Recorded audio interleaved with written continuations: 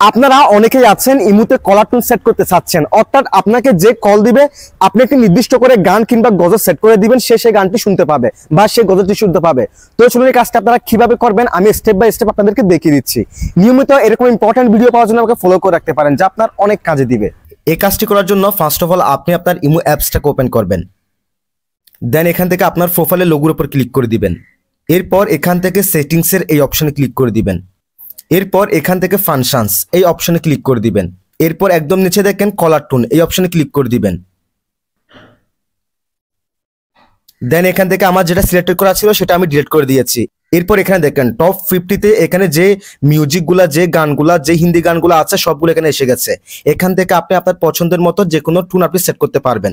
তাছাড়া আপনি এখানে ট্রেন্ডিং ক্লিক করে, ইসলামিকে ক্লিক করে, আরবিকে ক্লিক করে, তারপর বেঙ্গালিতে ক্লিক করে আপনার পছন্দের মতো মিউজিক, গান, গজল আপনি এখান থেকে যেটা সিলেক্ট করবেন সেটা আপনার কলার টোন হিসেবে সেট হয়ে যাবে। নেক্সট টাইম থেকে আপনাকে যে কল দিবে এখান থেকে আপনি যে গজলটি, যে মিউজিকটা আপনি সেট করবেন সে মিউজিকটি, গজলটি শুনতে পাবে। That's it.